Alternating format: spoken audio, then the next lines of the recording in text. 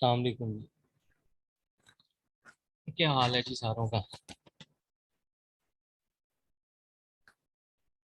अल्हम्दुलिल्लाह।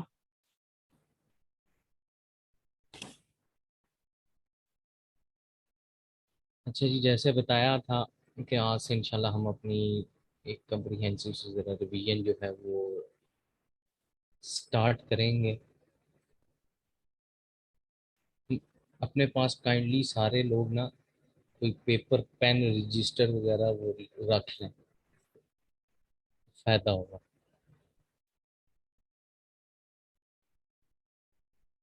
तो एक एक चीज़ आपको बताऊंगा साथ साथ, हर टॉपिक जो कि हम रिवाइज करेंगे। अब हमने क्योंकि सीक्वेंस में आना है, ग्रेड नंबर 1 से ही स्टार्ट करेंगे और 8 पे ला के एंड करेंगे, ठीक है ना, सीक्वेंस में। और इसमें यूं होगा कि मैं आपको हर टॉपिक में से जो पॉसिबल क्वेश्चंस बनते हैं वो भी बताऊंगा, वो भी आप नोट कर लीजिएगा। जहाँ पे जो सिनेरियो वाला आने वाला होगा उसके रेलेवेंट सिनेरियोज भी एग्जांपल बेस को आपको शेयर कर दूंगा, और साथ ही चीज़ें जो है वो बता दूंगा। तो जी हम ग्रिड नंबर 1 से जाएंगे, स्टार्ट करेंगे सारा A to Z एक दफ़ा अच्छी तरह से। और एक चीज़ काइंडली यहाँ पे, अगर किसी के माइंड में कोई क्यूरी हो कि सर ये चीज़ कैसे एड्रेस हो सकती है या ये, तो काइंडली साथ साथ अपना जो है ना वो क्लियर कर लीजिएगा सर। मैंने कभी भी क्वेश्चन आंसर के ऊपर मेरे ख्याल से ना ही कभी कुछ कहा है, ना ही वो है। मैं अप्रिशिएट करता हूँ बहुत ज़्यादा, क्योंकि जब तक आप ये चीज़ ना क्लियर हो और वो आपके माइंड में रहे ना, तो वो तंग करती रहती है। तो काइंडली क्वेश्चन किया करें, लाजमी की, ताकि एम्बिगुइटी ना रहे। तो जनाब हमारे, किधर है वो शामरीद, आया हुआ है कि नहीं आया हुआ भाई? आया हुआ है, ठीक है ठीक है, गुड। तो शामरीद, बाकी सलमान, आज ना तरीका बताऊंगा चीज़ मेमोराइज कैसे रखी जाए। आप चीज़ों को रिवाइज करने के ऊपर मेमोराइज करके किस तरह से चीज़ें माइंड में हमेशा के लिए रख सकते हैं। तो आपको बताऊंगा कि आपने पेपर में कैसे चीज़ें एड्रेस करनी, साथ साथ एक एक चीज़, ठीक है, जरा ध्यान से। अच्छा, दो कॉन्सेप्ट अपने क्लियर रखें। एक होता है डेफिनेशन का क्वेश्चन, एक होता है वर्ड वगैरह, या ये हम बात करें, दोनों में फ़र्क होता है। देखिए, डेफिनेशन आपने एक्यूरेट लिखनी होती है। ये जो वर्ड वगैरह के क्वेश्चन होते हैं, ये आपने एड्रेस करने होते हैं। कहने का मतलब यहाँ पे ये है कि इसके अंदर बेसिकली, जहाँ पे तो डेफिनेशन या ये थी, वो तो आपने पेट वैसे करके आप मतलब लिख दी, वेल एंड गुड है।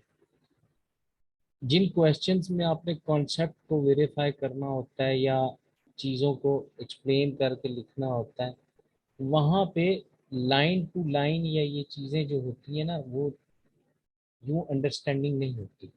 तो ये चीज़ होती है कि आप कंसेप्टली कितने स्ट्रांग है और आप अपने कॉन्सेप्ट को एग्जामिनर के सामने कितने अच्छी तरह से रिप्रेजेंट करते हैं। अच्छा, फिर मैं आपको एक और चीज़ भी बात बता दूँ। कुछ प्रोफेशनल बॉडीज़ के अंदर ना कुछ सब्जेक्ट से रेलेवेंट ये कॉन्सेप्ट एग्जिस्ट करता है कि यार ये रट्टा बेस्ड कॉन्सेप्ट है, सीए में जिस तरह, या ये कई सब्जेक्ट्स हैं और उनके बारे में कंसीडर किया बिल्कुल एज इट इज़ वैसे ही हो। यहाँ पे क्योंकि ये चीज़ है कि इनका कोई अपना स्टडी टैक्स या वो नहीं है, तो इसलिए ये पेट होके कभी भी कोई चीज़ चेक नहीं करेंगे, ये बात याद रखिए। इस चीज़ पे आप अपना माइंड क्लियर। अच्छा जी, इस सिलेबस रेफरेंस 1 के अंदर हमने पढ़ा था, बेसिकली ये आईटी से रेलेवेंट था। यहाँ पे उसने लिखा हुआ तो है general information technology controls and application control, basically दो होते हैं, सिस्टम और एप्लीकेशन कंट्रोल। मज़े की बात ये है कि यहाँ पे आपको वेरीफाई करता जाऊंगा चीज़ें साथ साथ में, ये कंट्रोल नहीं है, ये सिर्फ advocacy of general information technology है बस। ये कंट्रोल एंड एप्लीकेशन कंट्रोल, ये जो आप बात कर रहे हैं ना, ये आपका सिलेबस रेफरेंस 3 के अंदर है, जहाँ पे वो जो हमने रिस्क और उसकी प्रिवेंशन नहीं पढ़ी थी कि सिस्टम पासवर्ड प्रोटेक्टेड होना चाहिए, वायरसेस से रिस्क होता है, मालवेयर्स होते हैं, या ये वहाँ पे अप्लाई होता है। तो ये लॉजिकली भी यहाँ पे चीज़ गलत है। ठीक है, 4 मेन एरियाज हैं सिलेबस रेफरेंस 1 के जो हमने पढ़े थे। नंबर 1, एक system development life cycle, number 1। Number 2 acquisition process था of outsourcing, number 2। Number 3 information system maintenance practices, या मतलब ओवरऑल जर्नल आप किसी सॉफ्टवेयर की जो है मेंटेनेंस प्रैक्टिसेस के अंदर कैसे इन्वॉल्व होते हैं, कैसे किया जाता है। और चौथा था चेंज मैनेजमेंट, कि एग्जिस्टिंग सॉफ्टवेयर या ये चीज़ें प्रोग्राम्स जो आप यूज करते हैं उसके अंदर चेंजिंग आ जाए तो उसको आप कैसे एड्रेस करते हैं। ये 4 महीने की बात है। और मज़े की बात, इनमें से मोस्टली चीज़ों को ऊपर पिफा ने ये चीज एरिया जो है ना ये टेस्ट किया हुआ है। लाइक आपको पास्ट पेपर के अंदर जो एक क्वेश्चन नजर आएगा वो आएगा SLD, ये SDLC के हिसाब से एक क्वेश्चन आया हुआ है पास्ट पेपर में।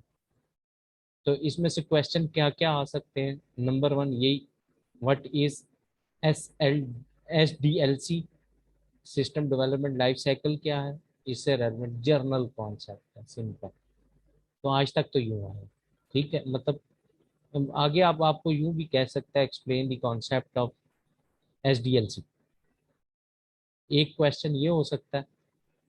आगे अगर इस टॉपिक को एक्सेप्ट आगे एक्सटेंड करना चाहे तो फिर वो कैसे कर सकता है कि फेजेस या स्टेजेस क्या हैं SDLC के। तो पॉसिबल क्वेश्चन यहाँ पे दूसरा ये बनता है, और तीसरा क्वेश्चन बनता है कि SDLC से रेलेवेंट आपके कौन से जो है ना रिस्क वो एसोसिएट है, और उन रिस्क को आप ओवरकम कैसे कर सकते हैं। 3 ही क्वेश्चन बनते हैं इस एरिया से।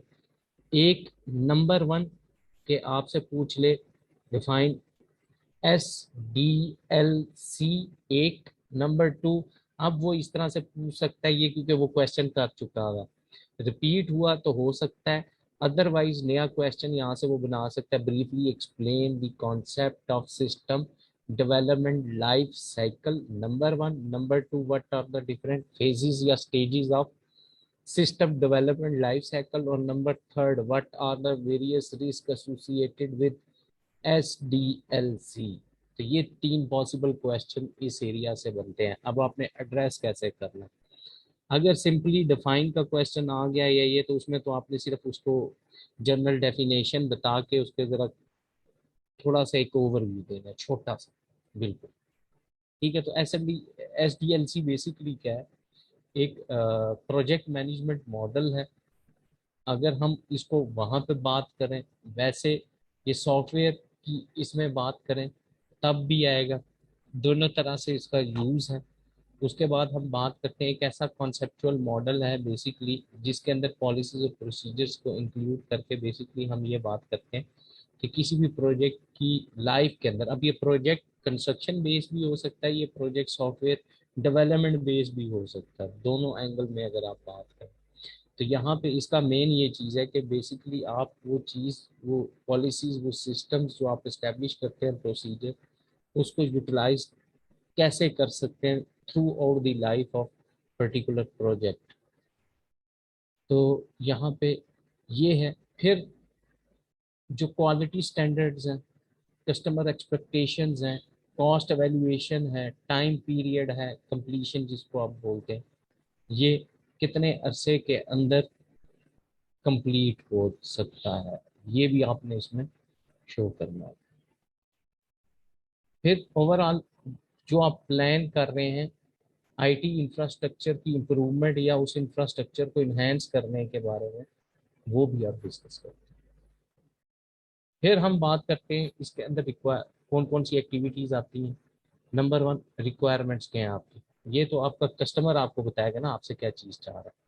फिर डिज़ाइन क्या हो, इम्प्लीमेंटेशन कैसे करनी है उस चीज़ की, टेस्टिंग, डिप्लॉयमेंट, ऑपरेशन और मेंटेनेंस, ये कोर एक्टिविटीज होती हैं इसमें। अब देखिए, सिंपल, आपने याद रखना है, आपको डेफिनेशन अगर यूं रट्टा नहीं लग रही, सिंपल पॉइंट्स बना। Number one,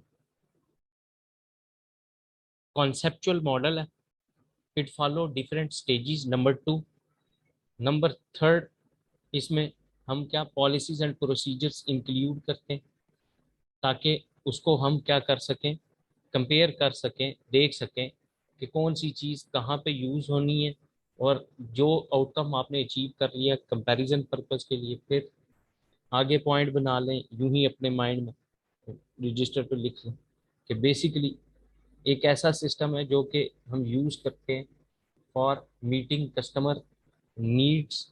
number one, cost valuation, work efficiency, और इंफ्रास्ट्रक्चर ऑफ आईटी। जो तो ये फिंगर टिप्स के ऊपर आपको याद होनी चाहिए, जोड़ आप सकते हैं। अ, फिदा होना तो चाहिए रिकॉर्ड, मैं पूछ लेता हूँ। अकबर भाई, आई रिकॉर्डिंग हो रही है ना?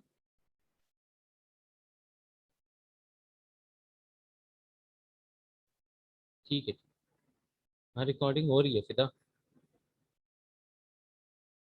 ये तो आपको पता है ना, ये तो कारतूस होते हैं ना आखिर में, ये तो बड़े इंपॉर्टेंट होते हैं, इसको तो नहीं जाया कर सकते। अच्छा, अब सुनो। तो ये आपने अपने पांच एक पॉइंट ना रजिस्टर पे, और ये लिखने की जब तक आप आदत नहीं बनाते ना, हमारा मसला ये होता है, क्योंकि हम ये देख रहे होते हैं, हम वो स्कूल और कॉलेज जमाने वाले हीरो बन रहे होते हैं कि अच्छा जब हमें कोई प्रैक्टिस होती थी, टीचर कंटिन्यूस टेस्ट में हमें एंगेज रखते थे। अब तो इस लेवल के ऊपर ये नहीं होता ना, तो कोशिश किया करें आप इस चीज को क्या किया करें। ठीक है फिजान। अच्छा, अब यहाँ पे क्या है कि आप बैठ के ना इसको आज ये अब सुने, देखें, पढ़ें, तो इसमें से ना खुद पॉइंट रख लें। अब मैंने आपको बताया जैसे, फिर एक दफा रिपीट करो ताकि आगे ना करो। Number one, S D L C is conceptual model. Number one, ये आपने पॉइंट रख लिया, conceptual model. Number two, includes, आपके इसमें बात करें प्रोसीजर्स और पॉलिसीज इसमें हम करते हैं। फिर यूज किस लिए हो रहा है? नंबर वन, देखने के लिए क्या आउटकम आएगा, जो कस्टमर की रिक्वायरमेंट्स हैं, कस्टमर की एक्सपेक्टेशन है, वो मीट करने के लिए। नंबर वन, कस्टमर एक्सपेक्टेशंस आप लिख लें। नंबर टू आप रख लें कंप्लीशन टाइम।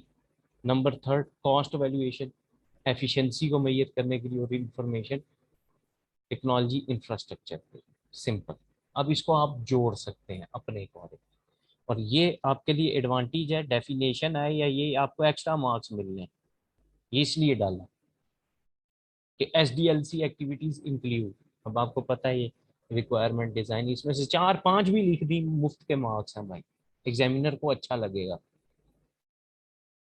आगे चलते हैं। यूं ही क्वेश्चन के what are the various stages of S D L C लिख लें। नंबर वन, अब स्टेजेस के अगर आपको नाम याद है तो ये तो बनाया ही पॉइंट के अंदर है, अभी इसको और भी शॉर्ट करने का मैं आपको तरीका बताता हूँ। अच्छा, पहला, number one, planning, analysis, design, implementation, maintenance. अच्छा, अब एक चीज याद रखें, प्लानिंग में तीन मेन चीजें होती हैं, ऑब्जेक्टिव, स्ट्रेटेजी, रिसोर्सेस। ये तीन बातें एड्रेस की जाती है किसमें? प्लानिंग में। जब भी आप लिखें इसके हिसाब से, इसका मतलब ऑब्जेक्टिव कि हम ये जो सिस्टम लॉन्च कर रहे हैं, ये साइकिल है, बेसिकली इसके थ्रू अचीव क्या करना चाह रहे हैं, तो ऑब्जेक्टिव तो ये बात आपको बता देगा। नंबर टू, स्ट्रेटेजी, कि वो ऑब्जेक्टिव अचीव कैसे करना है, उस प्रोसेस को इनिशिएट कैसे करना है। नंबर थर्ड, कौन से रिसोर्सेज रिक्वायर्ड हैं उस चीज को अचीव करने के लिए। ये तीन बातें एड्रेस करें। फिर उस दिन मेरी जवाब की बड़ी डिटेल में डिस्कशन हुई ये एनालिसिस के ऊपर। अच्छा, अब ये एनालिसिस क्या है, कि बेसिकली यहाँ पे क्या है, ये तो पहले आपने प्लान किया ना उस चीज को लॉन्च करने की कोशिश, ये है। अब एनालाइज करेंगे कि हमारी नीड्स क्या है बेसिकली, और जो सिस्टम हम इस पे लॉन्च करने जा रहे हैं या ये क्या वो हमारी रिक्वायरमेंट फुलफिल करेगा।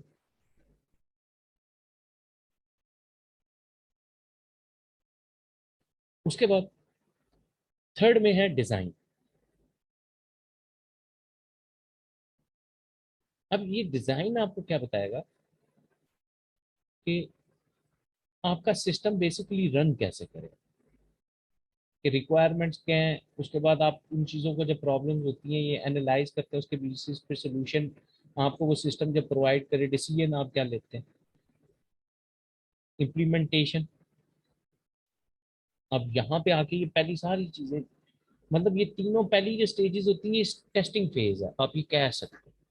चौथे में आके बेसिकली आपने उस चीज को प्रैक्टिकली इम्प्लीमेंट करना है। अब उसमें क्या है, प्रॉपरली इम्प्लीमेंटेशन हो। नंबर टू, देखें कोई उसके हिसाब से कोई रेजिस्टेंस या कोई प्रॉब्लम तो नहीं अकर हो रहा है, तो फिर लोगों को आप उसके अकॉर्डिंगली ट्रेन करें। मेंटेनेंस अब ऑनगोइंग, देखें चेक एंड बैलेंस भी तो है ना, कंट्रोल भी तो रखना है। एग्जिस्टिंग सिस्टम लॉन्च कर देना फायदा नहीं था, उसको इम्प्रूव भी करना होता है, उसमें डेवलपमेंट भी लानी होती है।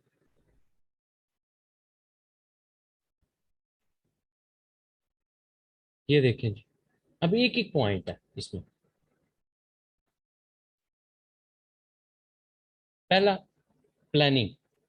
क्या? नंबर वन, अब आपने जोड़ना खुद है, सिंपली रखें, problem and scope. Number one पहला पॉइंट इसमें। नंबर टू, जैसे मैंने कहा, ऑब्जेक्टिव। नंबर थर्ड, फिजिबिलिटी, कि वो पॉसिबल है या नहीं है। Number four,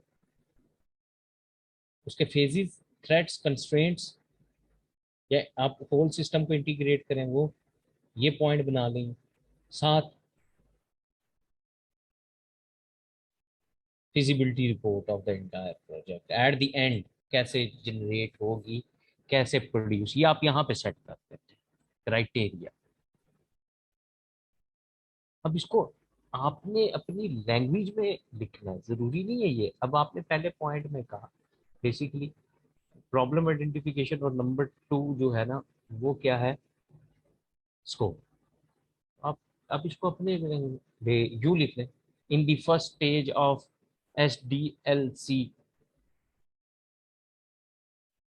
we identify the problem and discuss the scope of existing system. आप अपनी लैंग्वेज में लिख सकते हैं। आपको सिर्फ मतलब हमें मसला क्या होता है कि इतना सारा पैराग्राफ जो कि कंटेंट से पूरा लदा हुआ होता है, उसको मैनेज कैसे करें। आप ऐसे कर लें जो चीजें आपको याद रह सके, तो आप यूज कर लें। फिर number two, analysis and specification, जो कि आप बात करें। देखिए, ये जो एनालिसिस है ना, ये वो एनालिसिस है बेसिकली कि आपने ये देखना है कि जो एग्जिस्टिंग सिस्टम है या न्यू सिस्टम जो भी है रन कर रहा है। अब मसला यहाँ पे ये होता है कि हर टाइम पे एक से ज्यादा अल्टरनेटिव एग्जिस्ट करते हैं।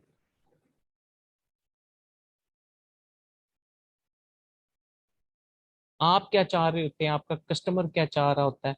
बाज़ अवत आप ये चीज डिफाइन कर लेते हैं, फिर आपको कंपनी बताती है। जिस तरह आप अपने लिए कोई सॉफ्टवेयर डिजाइन कर रहे होते हैं, ये तो दूसरी कंपनी ने सारा पहला स्टेज कर दी होती है, दूसरी में मजबूरी होती है कि आपको उसको अपने साथ इंगेज करना पड़ता है। भाई आपकी रिक्वायरमेंट क्या है, आपकी स्पेसिफिकेशन क्या है। तो इसमें क्या करेंगे, number one, gather analyse validate information, पहली बात। प्रोटोटाइप देखें न्यू सिस्टम की, दो। प्रायोरिटाइज करें, तीन। और प्रायोरिटाइजेशन किसकी होगी, जो अल्टरनेटिव्स हैं आपके पास उसमें से। फिर अगला, नीड्स ऑफ एंड यूजर, क्या वो एड्रेस हुई इससे या नहीं। नंबर फोर, स्पेसिफिकेशन शो करें,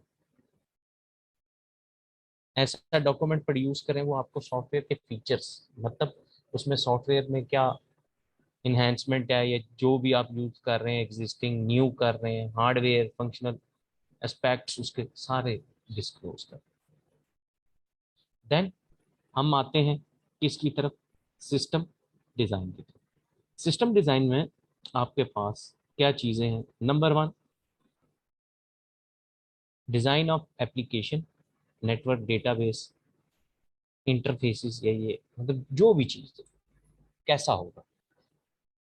फिर कहता है एसआरएस डॉक्यूमेंट प्रोड्यूस करें जो कि लॉजिकल फ्लो बताया, लॉजिकल स्ट्रक्चर एक्सप्लेन करे सिस्टम का, जिसमें इन सेल्फ उसकी प्रोग्रामिंग लैंग्वेज जिसमें वो चीज लिखी गई है, हर एक प्रोग्राम अपनी लैंग्वेज में लिखा जाता है।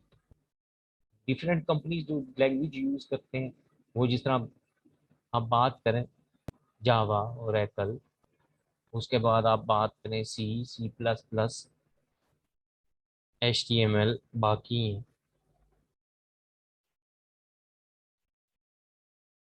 फिर कहता है क्रिएट करेंगे क्या, कॉन्टिजेंसी, ट्रेनिंग, मेंटेनेंस और ऑपरेशनल प्लान। फिर कहता है एक दफा रिव्यू कर लें प्रपोज प्लान को, ताकि आप फाइनलाइज कर सकें और उससे बेसिकली आप प्रिपेयर कर सकें एक डिजाइन डॉक्यूमेंट कि जी ये चीज।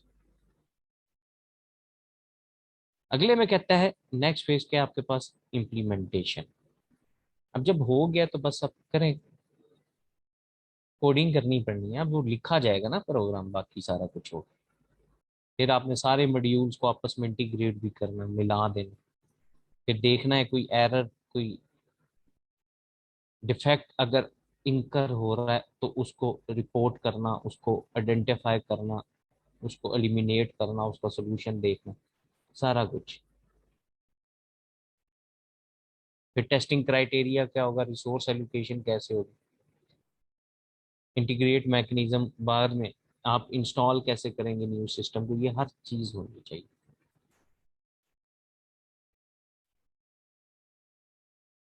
Next is maintenance system. इसमें अब आप बात करें, सपोर्ट रिक्वायर्ड है, फोन बेस हो, ऑन स्पॉट बेस हो, फिजिकल हो, ऑफ साइट हो, ऑन साइट हो, जो भी है।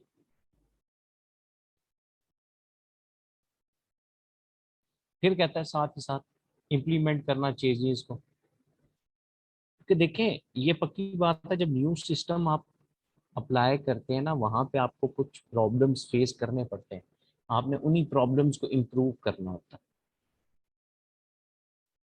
उन प्रॉब्लम्स को रिजॉल्व करके अच्छा जो एग्जिस्टिंग होते हैं उसमें फर्दर इम्प्रूवमेंट की तरफ जाना होता है।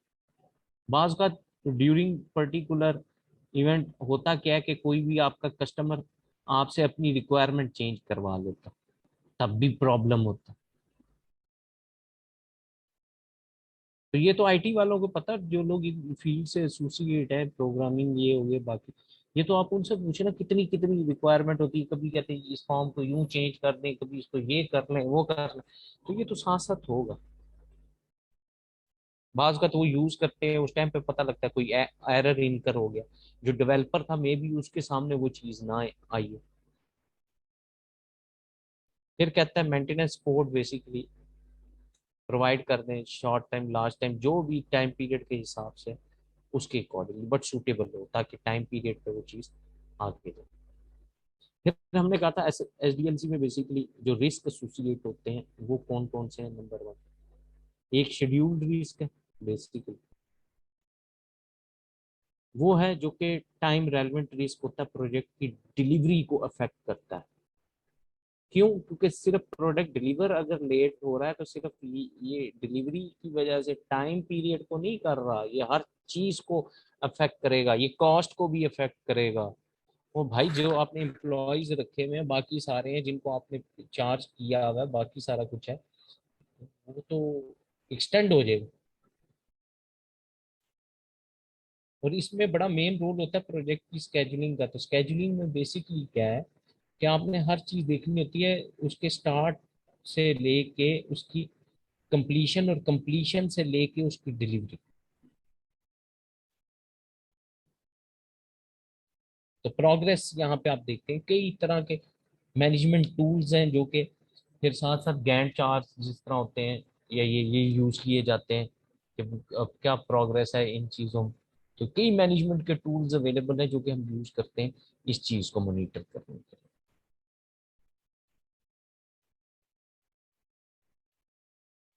और अगर नहीं होता तो ये कंपनी की इकोनॉमी के ऊपर फिर इसका बड़ा सवालिया निशान भी होता है, क्योंकि कंपनी की कॉस्ट इंक्रीज हो जाए, जो कि बड़ा बैडली इफेक्ट करेगी फिर। अब कहते हैं कौन से मेन इसमें रीजन है, यू नंबर वन, पहले तो सिंपल सी बात है कि टाइम एस्टिमेशन प्रॉपरली ना होगी, रिसोर्स एलोकेशन सही ना होगी,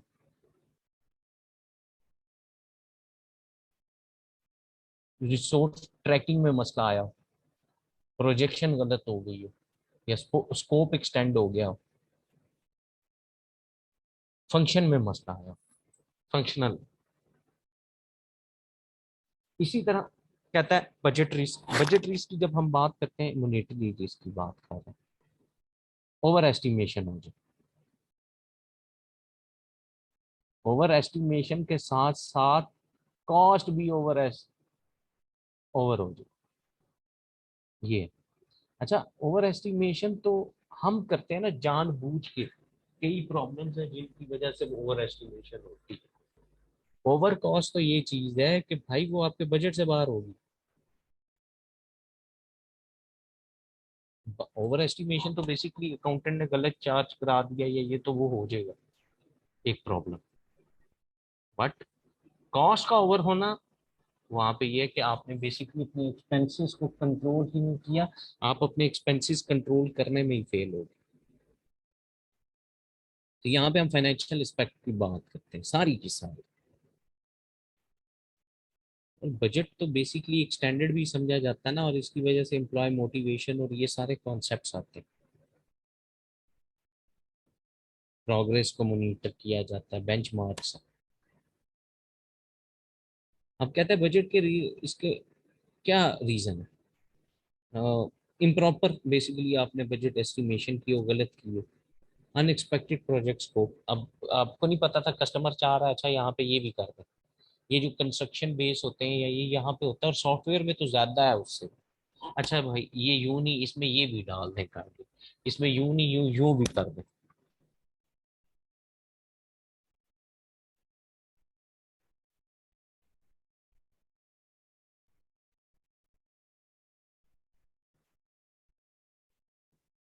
अब वो मेरा एक दोस्त है, तो वो बता रहा है कंस्ट्रक्शन में, रिलायंस बिल्डर्स वाला, तो वो मुझे बता रहा कि यार वो एक कस्टमर से बड़ी बहस होगी, वो कहता है सारा कुछ हो गया, घर डिलीवर करना था, एट द एंड हुआ क्या, वो कहता है जी हमें लॉन में यहाँ पे ना आप वो फुहारा भी बना के दो,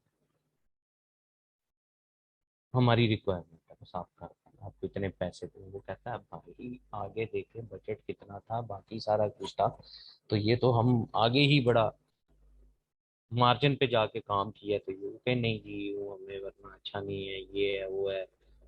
तो अब वो कहता है भाई आजकल आपको कई चीजें अपना प्रॉफिट मार्जिन कम करके, कई सारी चीजें ऐसी होती हैं जो कि जहाँ पे आपको कंप्रोमाइज करना पड़ जाता है, आप क्या करें।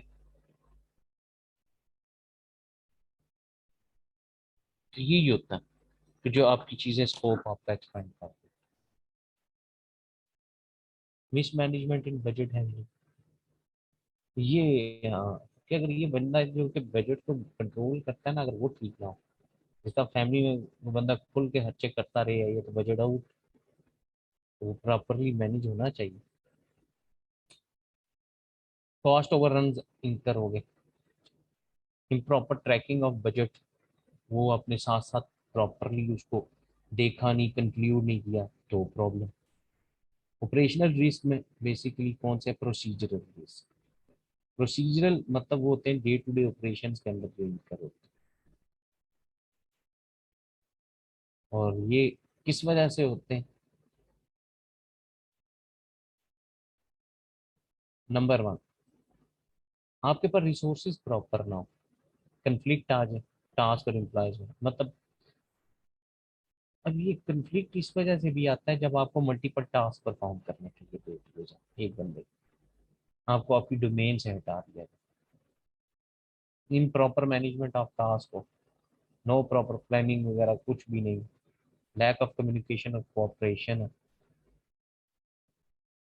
साथ साथ क्लैरिटी ना हो आपको अपने रोल्स की, रिस्पॉन्सिबिलिटीज की, और ट्रेनिंग आपको प्रोवाइड की हो। अच्छा हम चाहते ये हैं कि जो मर्जी सिस्टम है या ये हमारे एम्प्लॉयज आदि हो जाए कर लें। और नहीं भाई, जब आप चीज चेंज करते हैं, आपकी पूरी इन्वायरमेंट चेंज हो रही है, तो जब लोगों को आप उससे यूज टू नहीं कर सकते और उनको ट्रेन नहीं कर सकते, तो भाई आप ये क्लेम कैसे करते हैं कि वो उस चीज को अडॉप्ट करेंगे और आपके लिए 100% परफॉर्म भी करेंगे? नहीं करेंगे। ये सबसे बड़ा मसला है, जो कि मोस्टली कंपनीज इसको अंडरस्टैंड करने से कासिर हैं।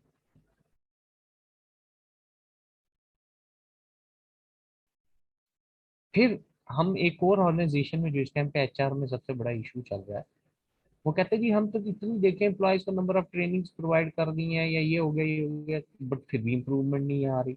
इसको कैसे कंपनी कैरी करे? तो भाई आप ये साइकी नहीं देखते। सबसे बड़ा ये अभी लेटेस्ट में मैंने दो पेपर्स पढ़े, उसमें उसने बड़ी अच्छी जस्टिफिकेशन दी है एचआर पे इस चीज पे, कि भाई आप ये क्यों नहीं देखते कि उसको क्या पीछे से स्पोर्टिंग नॉलेज की जरूरत थी।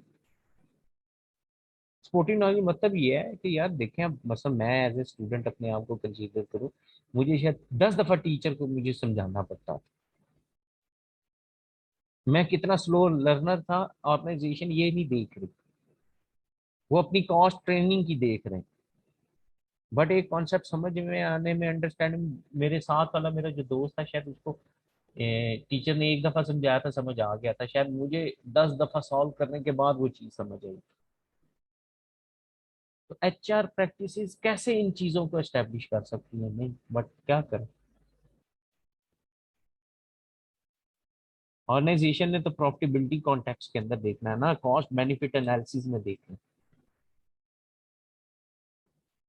टेक्निकल रिस्क है, फंक्शनल रिस्क, मतलब जो कि आपकी फंक्शनैलिटी, सॉफ्टवेयर की फंक्शनैलिटी या इन चीजों को अफेक्ट करेंगे। कौन से? मतलब बार बार रिक्वायरमेंट्स चेंज हो रही, तब फ्यूचर टेक्नोलॉजी अब यूजलेस होगी आपकी वो, मतलब आप लॉन्च करने से पहले कोई और नई टेक्नोलॉजी आ गई। उसके बाद आपके पास स्किल्ड एम्प्लॉयज ना हो। देखें, कोई भी स्किल्ड नहीं होता, एक बात याद रखें। मैं अक्सर जहाँ पे ये चीजें कराता हूँ, तो मैं उन्हें एक बात बोलता होता हूँ, हर कंपनी को स्किल्ड स्किल्ड स्किल्ड चाहिए। हमारे यहाँ सबसे बड़ा प्रॉब्लम ये चल रहा है, जिसकी वजह से अल्टीमेटली कंपनीज ने अपनी कॉस्ट बहुत ज्यादा इंक्रीज कर ली हुई है, अपने मार्जिन रिड्यूस कर दिए हैं। और फिर वो नेक टू नेक जिस टाइम हो जाते हैं, तो फिर उनको डाउन साइजिंग और बाकी सारी चीजों की तरफ जाना पड़ जाता है। ये सबसे बड़ा प्रॉब्लम है। कौन है इस टाइम कंपनी जो कि मोस्टली फ्रेश ग्रेजुएट्स उठाते हैं? बहुत कम रह गई हुई है कंपनी, जो कि गलत है पॉलिसी। आपको बीज बोना चाहिए, पौधे की परवरिश खुद करनी चाहिए, और बाद में फल एंजॉय करना चाहिए। यहाँ तो हो ना, आप अमेरिकन जैसी कंट्री भी हो कि जहाँ पे कल्चर भी शॉर्ट टर्म हो, मतलब कि शॉर्ट टर्म एम्प्लॉयमेंट का कॉन्सेप्ट हो। पाकिस्तान में इतनी ज्यादा नहीं है, लोग बहुत ज्यादा अपनी जॉब के साथ लेके तजर्बे नहीं करते।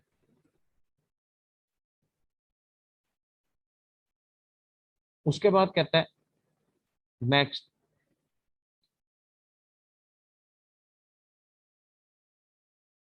जहरी बात है सलमान। और वो काम करना आपको कहाँ से मिलता है? जब आपको अपॉर्चुनिटी मिलती है। तो यहाँ तो लोग अब अपॉर्चुनिटी देने के लिए तैयार नहीं है, सबसे बड़ा मसला ही है इस मार्केट में। कंपनीज इतनी सोफिस्टिकेटेड हो गई है, कहती है हम अपना कोई भी चीज बस अपनी दांव पे नहीं लगा सकते, गलत है। आगे नेक्स्ट कहता है इम्प्रॉपर इंटीग्रेशन ऑफ मॉड्यूल्स ना हो, हाई कम्प्लेक्सिटी हो इम्प्लीमेंटेशन में चीजें, तब भी आते हैं ये प्रॉब्लम्स होते हैं। फिर कहता है नेक्स्ट इज प्रोग्मेटिक रिस्क। अब इसमें प्रोग्राम से रेलेवेंट यानी कि एक्सटर्नल रिस्क, और वो है जो कि आप कहें कि अनअवॉइडेबल रिस्क, जिनको आप किसी हालत में नहीं छोड़ सकते। किया तो यह फैक्टर आपको वो होंगे जो कि फिर एक्सटर्नली हिट करेंगे, और आपकी मार्केट रेपुटेशन और बाकी सारी चीजें उधेड़ के रखते हैं। कौन सी? इसमें मार्केट में डेवलपमेंट क्या हो रही है एग्जिस्टिंग टेक्नोलॉजी में, आप वो देख सकते हैं। आप प्रोजेक्ट करते करते फंड खत्म हो गया, गवर्नमेंट के रूल्स पॉलिसीज चेंज हो गई, पहले कुछ थी अब कुछ हो रहा, क्या करेंगे आप?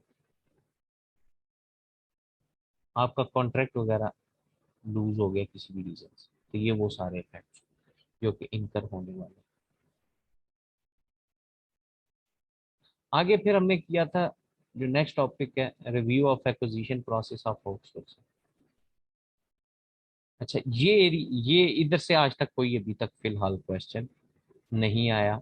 तो वो एक चीज, प्रोफेशनल बॉडी में जो क्वेश्चन नहीं आया हुआ था, उसके आने के चांसेस सबसे ज्यादा हाई होते हैं। यहाँ पे जनाब इसके आने के चांसेस, मतलब आप इस चैप्टर में से बात करें जिस तरह पहले वाला है वो तो टेस्ट हो गए, तो अगर वहां पे उस टॉपिक को नहीं टेस्ट करना चाहता तो मे बी यहाँ से क्वेश्चन डाल, तो ज़हनी तौर पे हर चीज के लिए तैयार करना है। अच्छा, पहली बात तो ये कि आपको आउटसोर्सिंग के बारे में पता होना चाहिए, क्यों है, कैसे होता है, आप क्यों इसको आउटसोर्स कर देते हैं। देखें, नंबर वन, दो बात है। पहली बात, हम अब कंपनीज कंसीडर करती हैं दो चीजें, वो कौन सी? नंबर वन कंपेटिटिव एडवांटेज, और दूसरा डिस्कस करती हैं कॉस्ट। ये दो चीजें अगर कंपनी एड्रेस नहीं कर पा रही तो वो उस चीज को आउटसोर्स करना बेहतर समझते हैं, कि उनको लगता है कि अगर इस चीज में हमारे पास एक्सपर्ट्स नहीं है या हम अच्छी तरह सर्विसेज नहीं दे रहे, तो भाई हमें उस जगह टांग घुसाने से बेहतर ये है कि हम वहां से साइड लाइन हो जाएं, ताकि ऐसा ना हो कि हम कहीं से उसकी वजह से मार्केट में कंपटीशन लूज करें। तो हम क्यों लूज करें? हम क्या करें, हम वो किसी और को दे दें जो उसमें एक्सपर्ट है, ताकि उसकी एक्सपर्टीज की वजह से हमें कंपेटिटिव एडवांटेज मिले। नंबर टू कॉस्ट, कि अगर वो हम इन हाउस फैसिलिटी रखते तो क्या उसकी कॉस्ट जो है वो ज्यादा होती या कम होती? अगर ज्यादा है तो भाई वो बेहतर ये है कि आप बाहर दे दें, आउटसोर्स को, सिंपल। और यहाँ पे बेसिकली ये है कि आईटी में क्योंकि सबसे ज्यादा है, क्योंकि देखें कितनी, अब कितनी कंपनीज ऐसी हैं जिनको डेली कोई, मतलब नए सॉफ्टवेयर की जरूरत पड़ती है, नंबर वन। नंबर टू, कितने ऐसे हैं कि जिनको डेली कोई उसमें टेक्निकल प्रॉब्लम आती है, नंबर टू। नंबर थर्ड, कितनी ऑर्गेनाइजेशन ऐसी है जहाँ पे उसका इतना ज्यादा मेन रोल हो। ये वो कुछ कॉन्सेप्ट्स हैं जिनको अगर आप एड्रेस कर लें तो आउटसोर्सिंग आपको बेटर लगेगी। परमानेंट स्टाफ कोई नहीं है, फिक्स कॉस्ट कोई नहीं है, इस किस्म की चीजें ये हैं कि जो कि इसको आइडियल बना देती हैं, आपको क्लियर है। अब ये मैंने कुछ भी यहाँ से देखे, ये इसको नहीं फोकस किया। ये आप अपने पॉइंट माइंड में रख सकते हैं कि आउटसोर्सिंग के पहले आपको point to be consider, number one competitive advantage, number two cost. आप इसके बारे में अब उसको बता दें, यही वो बता रहे हैं आपके साथ।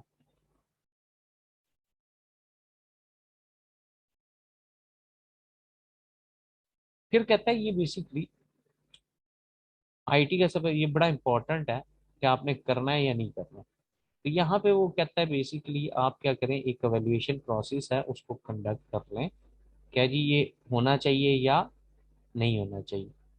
तो वो कहते हैं इसमें कौन से, नंबर वन सबसे पहले, establishing the criteria for evaluating alternatives. पहले तो आप ये देखें ना कि आपके पास क्या इसके अलावा, आउटसोर्सिंग के अलावा कोई अल्टरनेटिव एग्जिस्ट कर रहा है।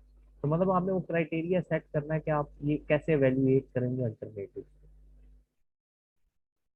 अब जिस तरह मैं आपको इसकी एक एग्जांपल देता हूँ, जब आपने ये आउटसोर्स करना हो ना, या ये बाहर से वेंडर अपॉइंट करना हो, आप कोटेशन मंगवाते हैं या बाकी सारी चीजें होती है ऑनलाइन भी, अब क्योंकि कोटेशन मैच हो जाती है फॉरन ऑनलाइन, आप वेंडर्स ने अपनी प्राइसेस ऑफर की होती हैं, सारा कुछ पता चल जाता है। यही आपने बताना है कैसे करेंगे।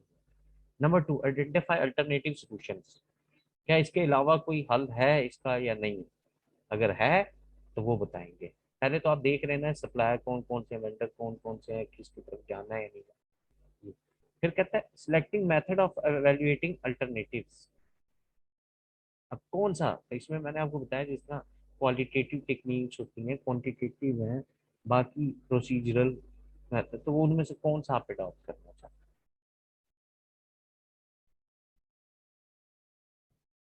फिर कहता है एवेल्युएट करें अल्टरनेटिव सॉल्यूशंस को, किस बेसिस पे, अब मतलब वो आप आउटकम ले रहे हैं ना, वो जो क्राइटेरिया मेथड आपने सेट किया उसकी बेसिस आ गया, ये है अच्छा, इस वेंडर का ये है, इसकी ये गुडविल है मार्केट में, ये सारा कुछ है यूं। फिर कहते हैं उनमें से जो आपका रिकमेंडेड सोल्यूशन है, जो आपने ऊपर एवेल्युएशन क्राइटेरिया से एवेल्युएशन करके पास ऑन किया है, उसकी बेसिस पे आप वो करें।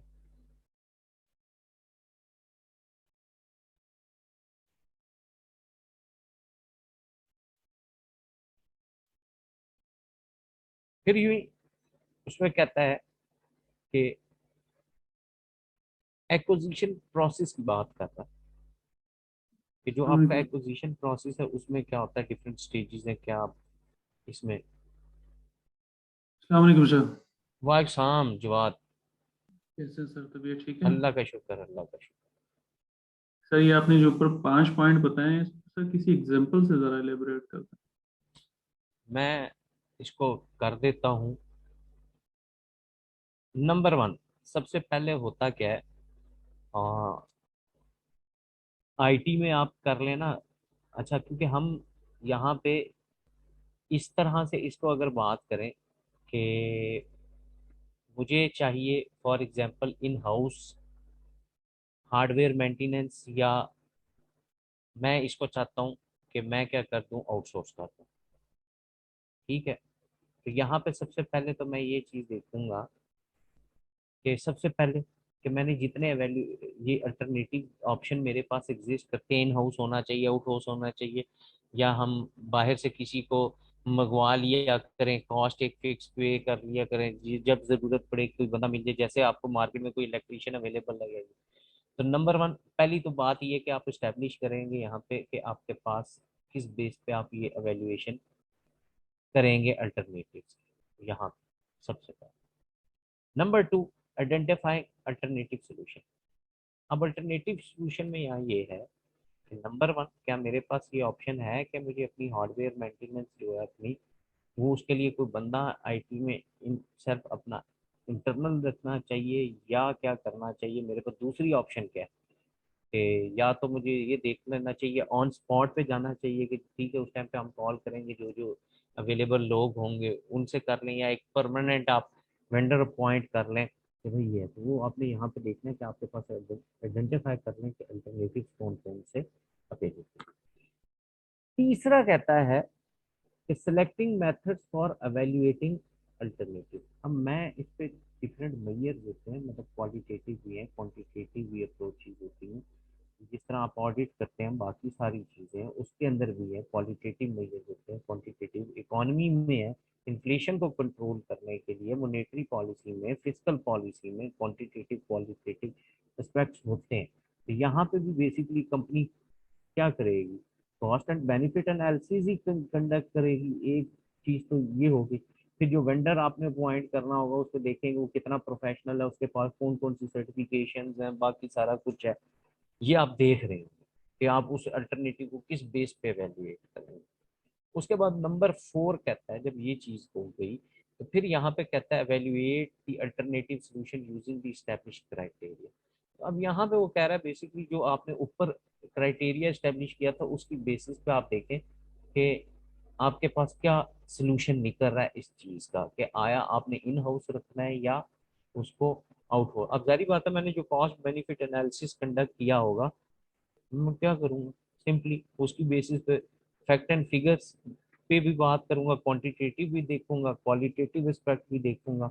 अब क्वालिटेटिव में क्या ये है कि कल को ऐसा ना हो कि हमारी डिसीजन मेकिंग के अंदर ये इन्वॉल्व होना शुरू हो जाए, कल को हमारे कस्टमर की सर्विसेज खराब इसकी वजह से होनी शुरू हो जाए, मैं तो कई सारी चीजें देखूंगा ना। तो यहाँ पे वो कहता है वैल्यूएशन आप अपनी कंप्लीट करें, और फिर आखिर में कहता है कि अब जो आपके पास वहां से उसका सोल्यूशन आ रहा है, रिकमेंडेड अप्रोच जो आ रही है, कि आपको नजर आ रहा है कि अगर आउट हाउस दे देना ज्यादा बेस्ट है, उसमें आपको कॉस्ट बेनिफिट में अगर जाएं तो बेनिफिट ज्यादा है कॉस्ट से, तो यस उसको करने। क्वालिटेटिव क्वांटिटेटिव एस्पेक्ट्स की बात करें, अगर क्वांटिटेटिव पे शायद आपको नजर आ रहा है, बट क्वालिटेटिव एस्पेक्ट्स में अगर आपको वो बेटर चीज नजर आ रही है तो वो बेहतर है दे रहे हैं, तो वहां पे आप उस चीज को एनालाइज कर लें। हाँ जवाब क्लियर है। Okay sir.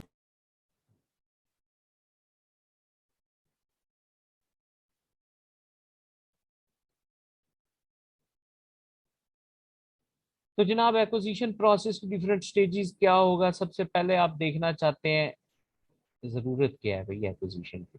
Number one, goals क्या है, प्रोडक्ट्स या सर्विस एक्सेप्टेंस क्राइटेरिया क्या होगा, ये आप एक्विजिशन स्ट्रेटजी में यहाँ पे डिफाइन करेंगे कि बेसिकली किस एक्विजिशन स्ट्रेटजी को आप यूज करके तो ये सारी बातें करें। नंबर टू,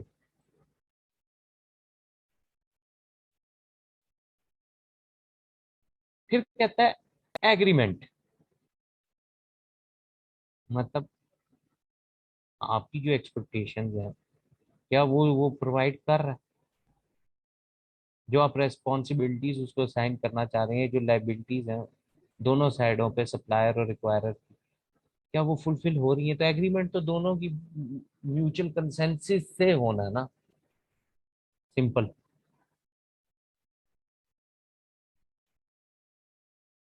फिर कहता है वन और मोर सप्लायर को एट ए टाइम आप सेलेक्ट करके रखें लाजमी, और ये करती है कंपनी।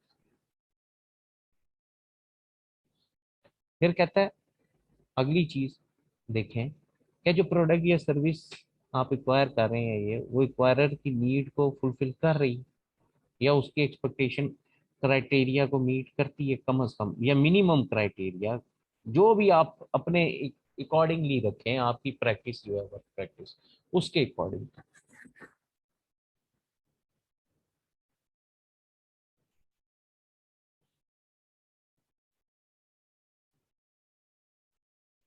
नेक्स्ट कहता है कि अब सारी बात है, ये पूरा प्रोसेस जो होता है इसकी मॉनिटरिंग की ज़रूरत होती है, क्योंकि ये फाइनेंशियल पर्सपेक्टिव भी इसमें इन्वॉल्व होते हैं, बाकी भी सारी चीज़ें होती हैं, तो कई सारे रिस्क एसोसिएट होते हैं, कई कंस्ट्रेंट्स होते हैं जिनको साथ साथ आपने एलिमिनेट करना होता है, एड्रेस करना होता है। तो कहते हैं मॉनिटरिंग करना है, देख अच्छी तरह कॉस्ट को भी, स्केड्यूल्स को भी, क्वालिटी को भी, रिलेशनशिप्स को भी। फिर कहता है जो सप्लायर्स के डिलीवरेबल है क्या वो एक्सेप्टेबल है या नहीं है, रिजेक्ट तो नहीं है, हो जाते हैं ना, अब माल आपने भेजा या ये सब चीजें हो रही हैं सारा कुछ, क्वालिटी कंट्रोल वालों ने उसको बैन लगा दिया, क्या हो, तो अकाउंट्स पेमेंट कहाँ से करेगा जब तक क्वालिटी कंट्रोल वाले इंश्योर नहीं कर देंगे। सॉफ्टवेयर में यहाँ पे भी ऐसे ही, आईटी के हिसाब से भी यही।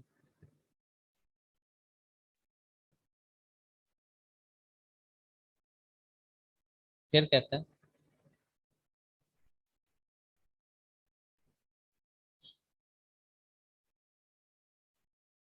क्या जो भी ओपन आइटम थी, मतलब जिस पे आपने डिस्कशन की है ये, आप उस पे अगर एक सेटिस्फैक्ट्री कंक्लूजन के ऊपर निकलते हैं एक्वायरर और जो सप्लायर है, तो ठीक है क्लोज करें डील, सारा कुछ डिलीवर हुआ, एट द एंड पैकअप करें, वो भी अपने घर जाए, आप भी अपने घर जाके अफ्तारी करें, बात आता। अब देखते हैं इंफॉर्मेशन सिस्टम मेंटेनेंस प्रैक्टिसेस, बड़ा आसान सा है। देखें एक बड़ी आसान सी बात होती है, सिस्टम बनवाना, सिस्टम बना लेना, सिस्टम एक्वायर कर लेना, ये इनफ नहीं है, इसको आपके कंटिन्यूअस सपोर्ट की जरूरत होती है। वो सिस्टम तब इफेक्टिव होते हैं जो कि कंटिन्यूअसली मॉनिटरिंग और कंट्रोल से गुजरते रहते हैं, जिनको वक्त पड़ने पे जब अपडेशन की ज़रूरत पड़ती है उनको अपडेट कर दिया जाता है, जब मॉडिफिकेशन या आपकी बिजनेस की एक्सटर्नल इन्वायरमेंट चेंज होती है तो इसको भी चेंज कर दिया जाता है। इसके अंदर इतनी फ्लेक्सिबिलिटी होनी चाहिए। तो वो कहता है कि कौन कौन से होते हैं। अब बारी बारी हम देख लेते हैं। Number one is corrective software maintenance. अब करेक्टिव सॉफ्टवेयर मेंटेनेंस के अंदर कहता है किसी भी तरह की मेंटेनेंस, ताकि बेसिकली कोई एरर कोई फॉल्ट उसके अंदर इनकर ना हो। सॉफ्टवेयर के वेरियस पार्ट्स हैं सिस्टम के, या ये डिजाइन लॉजिक कोड्स, इन सब को चेक कर, अगर कहीं पे करेक्टिव है जरूरत एक्शन की, तो वो प्रोवाइड करते हैं। ये जरूरी है। क्यों होता है ये जानबूझ के भी ऐसे ना, अगर ना भी हो साल में, तो कई कंपनीज जो सिस्टम्स प्रोवाइड करती हैं ये, वो खुद चली जाती हैं कस्टमर के पास कि भाई ये एक रूटीन बेस्ड मेंटेनेंस है, या ये है कि ईयरली है एट द एंड। वो जानबूझ के चले जाते हैं, भाई कस्टमर कहीं हमसे नाराज तो नहीं है, कहीं कोई प्रॉब्लम तो नहीं।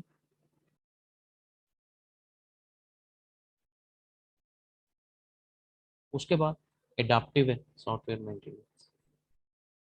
जब आपकी सॉफ्टवेयर में इन्वायरमेंटल चेंज है, मतलब मौसमी वाली नहीं है, बेसिकली इन्वायरमेंट बिजनेस में कहते हैं डिफरेंट ट्रेंड्स वगैरह चेंज हो जाते हैं वो, जिसके वजह से आपको अपना ऑपरेटिंग सिस्टम हार्डवेयर या सॉफ्टवेयर डिपेंडेंसीज जो है ना वो चेंज करनी पड़ता है।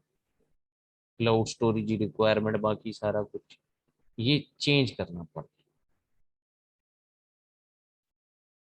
देखिए ना, ये जब से वर्क फ्रॉम होम का कॉन्सेप्ट हुआ है, ये क्लाउड बेस्ड स्टोरेज हो रही है, ये इनके कॉन्सेप्ट क्यों बढ़ गए? ये बिजनेस इन्वायरमेंट ही चेंज हुई। वर्क फ्रॉम होम का कॉन्सेप्ट ये क्या, तो इसकी वजह से ही सारा कुछ देखना पड़ा। ये जितने कम्युनिकेशन सॉफ्टवेयर और बाकी सारे इनका रोल हुआ है, ये क्यों हुआ है? इसी वजह से हुआ।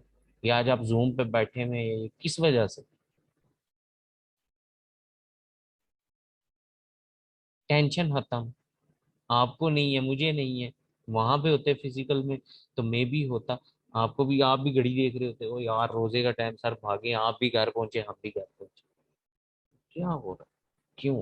प्रॉब्लम तो अराइज हुई है, बट देखें उसकी केस में जितनी मॉडिफिकेशंस और जितनी अपडेशंस और ये सारा कुछ हुआ है, ये तो बेपनाह। तो ये आपको जहां जरूरत पड़े, आप वो मॉडिफिकेशंस अपने वेंडर से उस सिस्टम के अंदर सॉफ्टवेयर में जहां पे भी अपडेशन, कोई सर्विस रजिस्ट्री अपडेट करानी है, बाकी सारा कुछ कराना, वो कराना। अगला है परफेक्टिव मेंटेनेंस। अच्छा, परफेक्टिव मेंटेनेंस के अंदर बेसिकली क्या है, आपका फोकस किस चीज के ऊपर मेन होना चाहिए? ये देखना कि जो आपके रिक्वायरमेंट या फीचर्स हैं एग्जिस्टिंग सिस्टम के, क्या वो प्रॉपरली रन कर रहे हैं या नहीं कर रहे। अब इसका मतलब परफेक्टिव में ये है कि बाज़ औक़ात ऐसा भी होता है कि आपने जो सिस्टम अप्लाई किया होता है उसमें से कोई एक मॉड्यूल या ये वो प्रॉपरली रन नहीं कर रहा होता है, और वो जो प्रॉपरली रन नहीं कर रहा होता तो सारे प्रॉब्लम्स उसकी वजह से होते हैं। वहां पे आपको फिर कई करेक्टिव एक्शंस लेने पड़ते हैं, कई प्रिवेंटिव मेजर्स या परफेक्टिव मेजर्स आपको अप्लाई करने पड़ सकते हैं। तो यहाँ पे भी यही है, आपने यही देखना क्या वो सिस्टम आपका जो है वो फ्यूचर रिक्वायरमेंट्स को फुलफिल कर रहा है या नहीं कर रहा।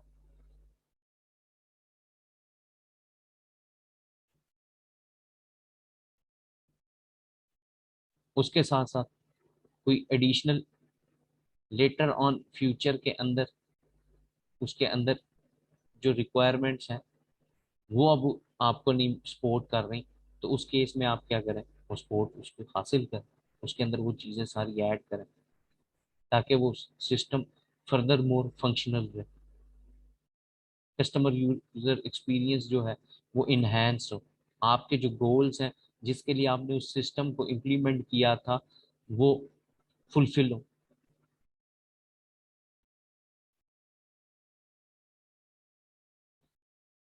और नेक्स्ट है आपके पास, वो है प्रिवेंटिव सॉफ्टवेयर मेंटेनेंस। अब प्रिवेंटिव सॉफ्टवेयर मेंटेनेंस की जब हम बात करते हैं, बेसिकली उसमें,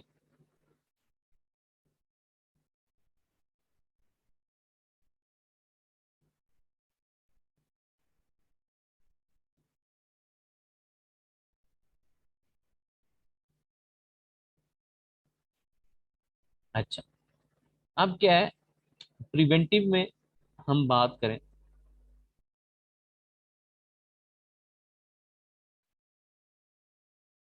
वो कौन से?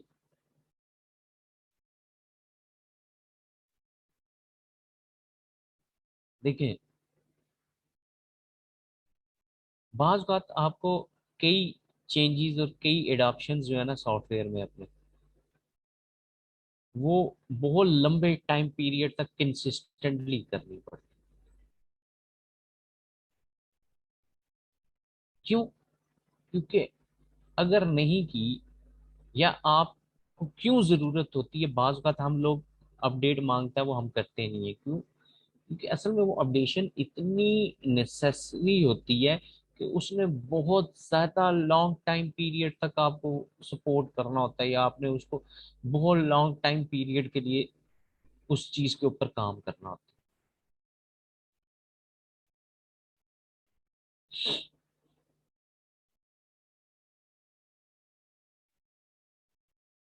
कि अगर वो आप उसके अंदर अपडेट नहीं करेंगे, या ये जिस तरह अब ये गूगल प्ले सर्विसेज होती हैं, गूगल प्ले सर्विसेज में अपडेट इतनी ज़्यादा जल्दी बहुत मोस्टली नहीं आती हैं।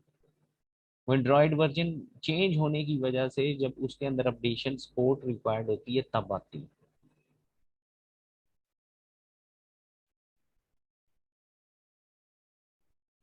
उस टाइम पे फिर वो आपका एंड्रॉयड वर्जन प्रॉपरली रन नहीं करता, अगर आप गूगल प्ले सर्विसेज की रजिस्ट्रीज और वो प्रॉपरली साथ अपडेट ना हो।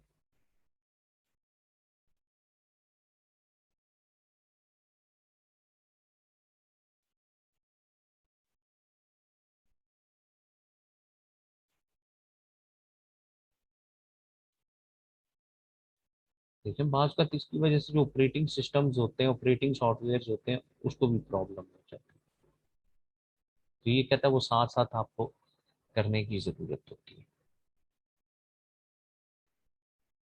आगे कहता है जी, चेंज मैनेजमेंट जो है ना सॉफ्टवेयर, उसकी डेवलपमेंट में अगर हम बात करें,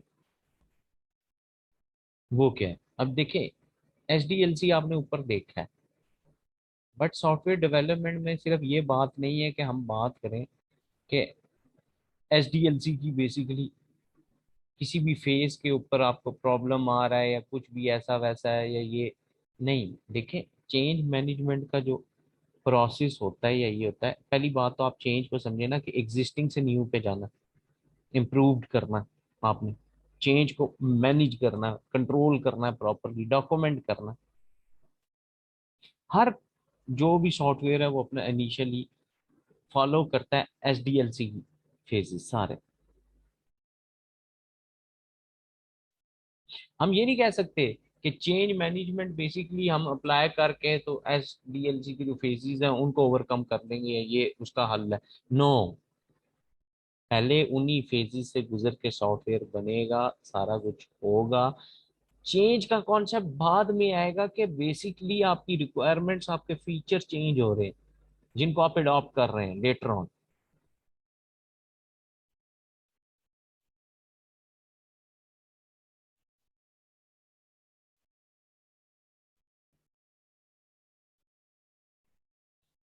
अच्छा जी, प्रोसेस क्या है चेंज मैनेजमेंट का? नंबर वन, सबसे पहले आप क्या करते हैं? रिक्वेस्ट करते हैं फॉर चेंज। रिव्यू किया जाएगा, असेस किया जाएगा उस रिक्वेस्ट को, क्या ठीक किया है इसने या नहीं। अगला, प्लानिंग दी चेंज, टेस्टिंग दी चेंज, चेंज प्रपोजल बनाएंगे, इम्प्लीमेंट करेंगे चेंजेस को, रिव्यू करें चेंज परफॉर्मेंस को, तो प्रॉब्लम तो नहीं, क्लोज करते हैं प्रोसेस। बात इंपॉर्टेंस क्या है चेंज मैनेजमेंट की? इंप्रूवमेंट आती है, परफॉर्मेंस इंप्रूव हो जाती है, एम्प्लॉयज की इंगेजमेंट बढ़ जाती है, इनोवेशन आ जाती है कहीं पे नहीं, न्यू टेक्नोलॉजीज आपको यूज करने का मौका मिल जाता है, न्यू रिक्वायरमेंट्स को आप इम्प्लीमेंट कर देते हैं, कॉस्ट आपकी रिड्यूस हो जाती है। सोर्सेज क्या है चेंज के? बिजनेस रीऑर्गेनाइजेशन, मतलब आप रीस्ट्रक्चर कर रहे हैं, न्यू मार्केट कंडीशंस को जब आप एड्रेस करें, न्यू इक्विपमेंट इंस्टॉल हो रहा है तब होगा, बग्स एरर्स जब आप कर रहे हो तो वहां से कोई न्यू चीज आती है, न्यू कस्टमर नीड्स जब आप आइडेंटिफाई करें, परफॉर्मेंस और रिलायबिलिटी में इंप्रूवमेंट है, बजटरी और स्केजुलिंग कंस्ट्रेंट्स आप एलिमिनेट कर रहे हो तब होता है। कहता है कौन से ऐसे की पॉइंट्स हैं जो कि आप चेंज मैनेजमेंट के अंदर कंसीडर करें? Number one, reason for change, क्यों रिक्वायर्ड? रिजल्ट फॉर चेंज क्या होगा, आउटकम क्या आएगा? कौन सा पोर्शन है जिसको चेंज करने की जरूरत है या होल है? कौन सा पर्सन है जो चेंज होगा? क्या रिस्क इन्वॉल्व है चेंज का? अल्टरनेटिव्स क्या है चेंज के? कौन से सोर्सेज रिक्वायर्ड है चेंज के? और रिलेशनशिप क्या होगा आपका चेंज के साथ? तो ये था जनाब आपका सिलेबस रेफरेंस नंबर 1, जो कि एक दफ़ा कंप्लीट हुआ। अच्छा जी, नेक्स्ट क्लास के लिए नोट करके रख लें, सिलेबस रेफरेंस नंबर 2 और 3 जो होगा ना वो कवर होगा। 2 और 3 उसके नोट्स आपके पास अवेलेबल है, अगर नहीं है किसी के पास तो वो ग्रुप आपको कह सकता है, मैं ग्रुप में वैसे शेयर किया मैं फिर भी सेंड कर। तो नेक्स्ट क्लास में हम सिलेबस रेफरेंस नंबर 2 और 3 करेंगे, उससे अगले वाले में 4 और 5, और उससे अगले में 6 और 7 करेंगे। तो ये होगा आपका एक। पूछे जी, कोई क्वेश्चन, कोई चीज क्लियर नहीं है तो शाबाश, बारी बारी आप पूछ सकते हैं।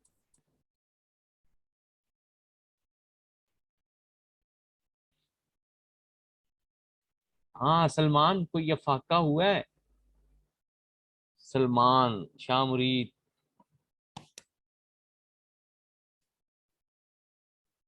Good good. हाँ शाह मुरीद, हाँ बिल्कुल। शाह मुरीद सिर्फ इतना, जरा स्टार्टिंग जब होती है ना, आज आपको आदत पड़ेगी। तो ये आज अच्छी तरह से अब आपने बैठ के ना रात को एक काम कर लीजिएगा। चले आज से ना आपको अब नेक्स्ट 2 वीक तक मेरी फुल सपोर्ट हासिल होगी। आप रात को बैठ के पढ़ें, जिस टाइम मर्जी बैठ के पढ़ें, दिन में नहीं, मेरी क्लासेस होंगी जारी बात है। आफ्टर 2 आप कर लें, जब मर्जी रात गए तक आप पढ़ते हुए आपको किसी पॉइंट की कोई समझ नहीं आई या ये, आप मुझसे फौरन टेक्स्ट करके पूछ सकते हैं व्हाट्सएप पे या ये, जहाँ पे मैं समझूंगा कि अच्छा मुझे इस चीज़ को वॉइस नोट के थ्रू समझा देना चाहिए या ये, आपको साथ ही फौरन इंशाल्लाह मैसेज मिल जाएगा। मैं ये 1-2 वीक अब ज़रा फ्री हूँ, मेरे बर्डन कम हो गया, तो ये है कि आपको फ़ायदा होगा। कंटिन्यूस सपोर्ट मेरी आपके साथ अवेलेबल। तो आज ये आपने सिलेबस रेफरेंस 1 अच्छी तरह आज में कल में क्लियर कर लें, लाजमी कर लें।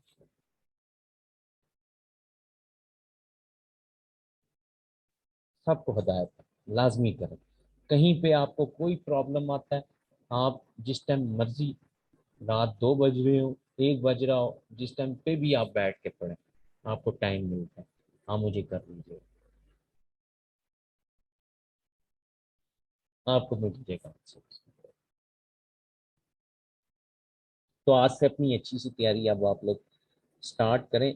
इस पोर्शन में कोई भी एक इवन सिंगल कॉन्सेप्ट ऐसा नहीं है जहां पे उसको वो लॉजिकली कहीं पे टेस्ट कर रहे हैं, नहीं, कोई सिनेरियो कोई चीज यहाँ से इस वाले पोर्शन से एग्जिस्ट नहीं करती। जहाँ आएगी उसकी प्रैक्टिस, उसका केस, वो मैं पहले ही आपको ग्रुप में डाल चुका हूँ क्लास से पहले। ठीक है ना?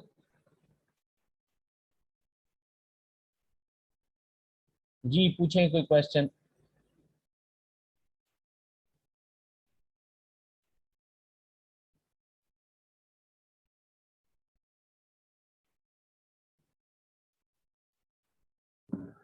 अस्सलाम वालेकुम सर। पाकिस्तान, हाँ जवाब। सर मैं स्टिल अटका हुआ हूँ आउटसोर्सिंग में। हाँ क्यों, क्या अटके हुए हो बताओ। मतलब सर यहाँ पर हमने फॉर एग्जांपल ऑर्गेनाइजेशन के लिए आईटी का इंफ्रास्ट्रक्चर आउटसोर्स करना है। हम्म। ठीक है। और उस आउटसोर्सिंग को इवेलुएट कर रहे हैं हम। आ, हम बेसिकली उस आउटसोर्सिंग को तो बाद में एवेल्युएट करते हैं, पहले तो हम ये चीज देख लेते हैं क्या आउटसोर्स करना इटसेल्फ अच्छी ऑप्शन है या नहीं है। और उसमें मैंने आपको बताया कि 2 चीजें कंसीडर की जाती हैं, in house facility and out house facility. क्या उनमें से दोनों में से हमें किसकी तरफ जाना चाहिए? तो यहाँ पे तो पहले आप ये देखेंगे कि आईटी की सपोर्ट क्या आपको आउटसाइड दी ऑर्गेनाइजेशन ले लेनी चाहिए या इनसाइड लेनी चाहिए। जवाब क्या, ये बात यहाँ तक क्लियर हुई? जी सर, ये बात यहाँ तक क्लियर है। ठीक है, अब आगे चलो, अब नेक्स्ट क्वेश्चन बताओ अपना। सर उसके अंदर अगर फॉर एग्जांपल हमने सिलेक्शन कर ली कि जी हमने आउटसोर्स करना है, हमने ठीक है। इन हाउस नहीं करना है, हमने आउटसोर्स की तरफ जाना है। ठीक असल है। में वो जो टॉपिक है वो आउटसोर्स की ही बात कर रहा है कि जब आप आईटी का इंफ्रास्ट्रक्चर जो है आउटसोर्स करने जाते हैं, तो उसके अंदर बिल्कुल। हम हमें क्या क्राइटेरियाज या क्या स्टेप फॉलो करने हैं। बिल्कुल। अब जब आप ये एड्रेस कर लेंगे ना, पहली बात तो आपने साफ कह दिया, अब ये तुमने खुद भी कह दिया कि ठीक है जी, अब वो कह रहा है आउटसोर्स। अब जब हमने आउटसोर्स कर दिया, तो आउटसोर्सिंग में अब यहाँ पे ना एक चीज, नंबर वन, पहली चीज जो वो देखेगा, जो कि एस्टिमेट करेगा, क्या मेरे पास अल्टरनेटिव ऑप्शंस कौन से अवेलेबल है। एक वेंडर तो नहीं मार्केट में अवेलेबल होता ना, मल्टीपल होता है। अच्छा, फिर एक चीज होती है इसमें जो कि हम दो चीजों में बात करते होते हैं, क्या आपको कंटिन्यूस सपोर्ट की जरूरत रिक्वायर्ड है या कभी कभी जरूरत रिक्वायर्ड है। जिस तरह आप सिक्योरिटी है या ये आपको कंटिन्यूस जरूरत होती है, और वो सर्विस आपको वहाँ प्रोवाइड की जाती है। आपने और बहुत सारे मैटर्स देखने होते हैं। लाइक अगर आप यहाँ पे बात कर रहे हैं, पहले तो आप ये बात कि आउटसोर्सिंग में तो आप उस तरफ तब जाएंगे ना, अल्टरनेटिव में पहली तो बात यहाँ पे यही है कि आप अगर पहली कि आप आउटसोर्सिंग अगर कंसीडर भी कर रहे हैं तो क्यों कर रहे हैं, ये भी तो जस्टिफाई करना है ना। वो तो आउटसोर्सिंग की तरफ तो आप बाद में जाएंगे। अच्छा, अब यहाँ पे जो जवाब को एक चीज तंग कर रही हो, ये कह रही है कि सर ये जो टॉपिक के ऊपर वो लिखा हुआ है आउटसोर्सिंग की तरफ हम जाएंगे, तो देखो जवाब, बात आपकी 100% बिल्कुल वो है, और उस पे ये चीज है कि अल्टीमेटली जाना हमने आउटसोर्सिंग पे है। ये वो चीज है, ये वो स्टेप्स लिखे हुए हैं जो कि अल्टीमेटली आपको आउटसोर्सिंग की तरफ लेके जाएंगे, बट उसमें कुछ चीजें जो कि आपको फॉर्मली फॉलो करनी पड़ती है। मैं आउटसोर्सिंग के अगेंस्ट अल्टरनेटिव क्या देखूंगा, मुझे क्या ये नजर आ रहा है कि मैं अगर इन हाउस फैसिलिटी अगर बिल्ड अप कर लूंगा तो फिर वो आउटसोर्सिंग का प्रोसेस वही खत्म, वो उस पर फिर मैं आगे नहीं जा सकता। ये कंफर्म है। ये जो चार पांच स्टेप वहां लिखे हुए हैं, आखिरी में वो कहता है कि आप देख लें जो एवेल्युएशन क्राइटेरिया रख के आपने सोल्यूशन उसमें आइडेंटिफाई किया था, क्या वो ही ठीक है। तो फिर मैं कहता जवाब यस वो ठीक है। क्यों? क्योंकि मुझे नजर आ गया ये चीज कि मैंने जब कंपेयर किया आउटसोर्सिंग को विद अदर अल्टरनेटिव, तो मुझे भाई उसमें सबसे ज्यादा कॉस्ट बेनिफिट एनालिसिस मुझे वहां पे नजर आ रहा है, मुझे हर चीज का आंसर वहां पे नजर आ रहा है कि आउटसोर्सिंग बेस्ट है। नहीं तो जवाब हम पहले या दूसरे स्टेप पे स्टेप बैक कर चुके होते हैं। ये पांच स्टेप तब कंप्लीट होते हैं जब जाहिर बात है मैंने किसकी तरफ जाना था, आउटसोर्सिंग की तरफ जाना। तो कंपेयर तो मुझे करना पड़ता है ना जवाब के, भाई ये है यही है। अब आप जिस तरह पिफा कर रहे हैं, ये आपने बेसिकली फॉर एग्जांपल आपको लगा होगा कि यार अच्छा मुझे एसीसी की साइड पे नहीं, मुझे इस साइड पे आना चाहिए, बट आपने एट ए टाइम दोनों चीजों को कंसीडर किया था, तो आपने ये अल्टरनेटिव उसमें से सिलेक्ट करके उसको ऑप्ट किया था। तो वहां पे भी वो चीज फर्स्ट सेकंड स्टेज अगर आपने वो देखा, कंपेयर किया इन हाउस आउट हाउस, ये वो बात वहीं खत्म हो गई थी। फिर उसमें हम थर्ड फोर्थ फिफ्थ स्टेप पे ना आते, फिफ्थ स्टेप तक तब हम आए जब हमने आउटसोर्सिंग को एक्वायर कर लिया। क्लियर हुई है जवाब बात आप? ओके हो गया सर। अभी आउटसोर्स गुड। सर हम आगे चलते हैं इसी को स्टेप को अगर लेकर।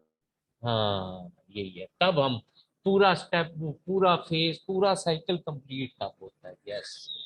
तो जनाब, ये आज आप लोगों ने अपना वन कंप्लीट करके रख लेना है। और इंशाल्लाह नेक्स्ट क्लास में ना मैं आपको मॉक्स की डेट्स भी बताऊंगा इंशाल्लाह, मैं भूला नहीं हूँ, बल्कि मैं देख भी रहा हूँ, आगे पीछे से बातें भी सुनता हूँ, क्या हो सकता है ट्रेंड, क्या रहता है ट्रेंड। तो क्वेश्चन के अंदाजे हम भी लगा रहे थे, देखते हैं। तो मॉक की इंशाल्लाह नेक्स्ट क्लास में ना मैं आपको डेट भी बताऊंगा लास्ट में। तो आज आपका काम ये है, एक दो दिन में ये जो सिलेबस रेफरेंस नंबर 1 है, इसको आपने आज क्लियर कर लेना है। सिलेबस रेफरेंस 2 और 3 को पढ़ लेना, ठीक है। 1 को क्लियर करना है, अपने हिसाब से याद करना है ये, और 2 और 3 का जो आप काम करेंगे वो ये। अगर नहीं, फिर वो मैं ये ज्यादा इमोशनल होके कहने लगा था कि आप रेफरेंस वाइज टेस्ट देना चाहें वो भी हो सकता है, पर मैं चेक कहाँ से करता हूँ, नहीं हो सकता। मॉक लेंगे वो ज्यादा अच्छा। मैं जरा जज्बाती होके ना कहने लगा जज्बाती होना अच्छा। चलें, इंजॉय करें, इफ्तारी करें, घर पहुंचे जो लोग ऑफिस में, अल्लाह पाक आप लोगों को खुश रखे, कामयाबियां दे इंशाल्लाह। फिर नेक्स्ट क्लास में मिलते हैं, ठीक है। ओके जी, एंजॉय, अल्लाह हाफिज।